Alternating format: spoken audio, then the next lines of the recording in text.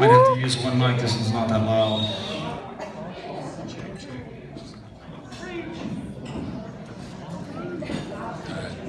Well, I've never had to give a co-best man speech from a balcony with one mic. And there's two of us, we're wearing tuxedos.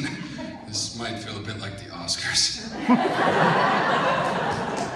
Prestige worldwide. For those of you who don't know us, I'm Eric Schmid. And I'm Matt Milby. First off, we would like to acknowledge, and I think everyone agrees, Lucy, you look absolutely gorgeous. You did a fantastic job picking out this wedding venue. And Clay, you still kind of look like Prince Charles.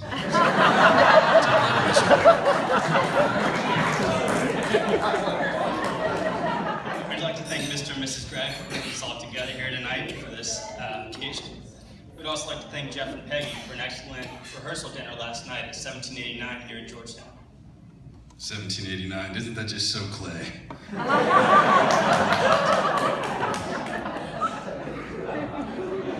I've known Clay since I was about 12, back when he still shopped at American Eagle. What? In fact, I've seen the full evolution of Clay's wardrobe over the years. We grew up in Hampton, Virginia, and went to the same school from 6th grade through college. In fact, it was Clay who got me interested in going to Virginia Tech and pursuing engineering, which worked out pretty well for both of us. I got to know Eric freshman year when he was Clay's roommate, and we ended up joining the same fraternity. I've known Clay for many, many years. Our parents met in college, and they remain close family friends to this day. As Milby mentioned, we were roommates our freshman year. What he didn't mention was that the first thing that Clay brought into our dorm room was a poster of Jack Johnson, shirtless, playing guitar at the beach. He probably hung it next to his bed, it's visible to all the people in the hall. And, so we had that going for us.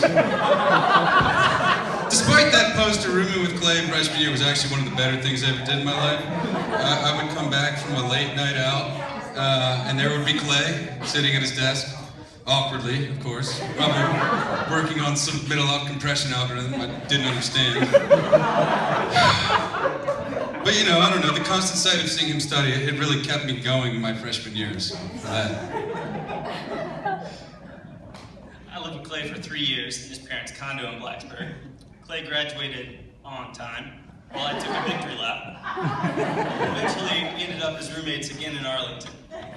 After I moved up here, we unintentionally started a Theta Xi satellite house. It's a lot like the old fraternity house, with quadruple the rent, nicer furniture, but sometimes that same smell.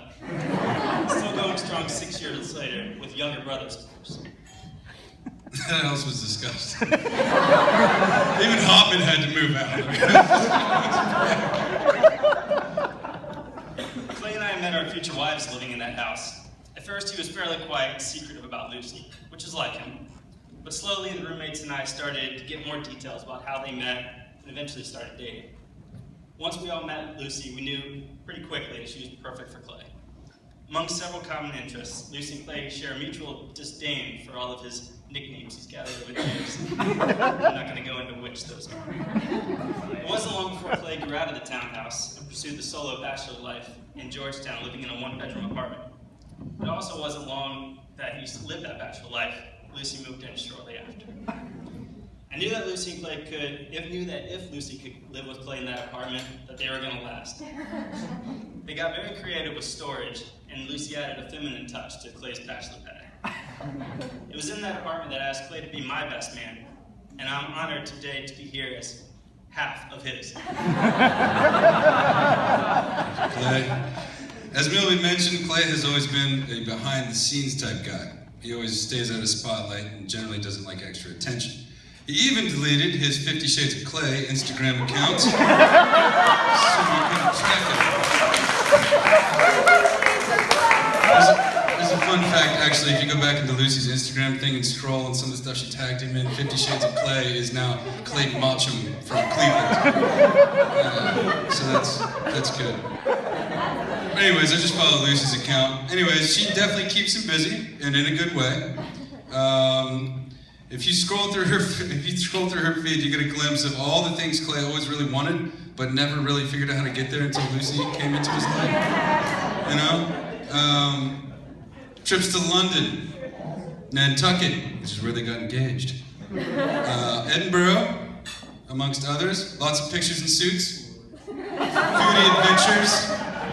You know, local things around DC, etc., etc. The point is, Clay's always been a planner. But with Lucy, he's more of a doer. She brings the best things about him to the surface.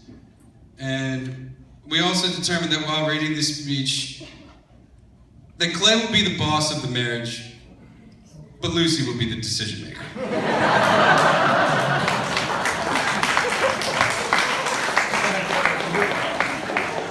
Realistically, we knew it was over after their second weekend getaway to the homestead. I can honestly say I've never seen Clay happier than he's been with Lucy these past few years. Sorry.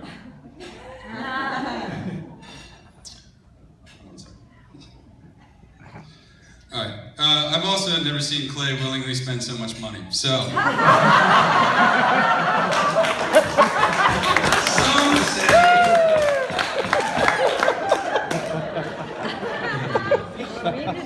Some say a successful marriage requires falling in love over and over again, always with the same person. And I don't see a problem with Clay and Lucy doing that for the rest of their lives. So with that... So let's toast to that. Clay, Lucy, we love you, and we wish you all the best.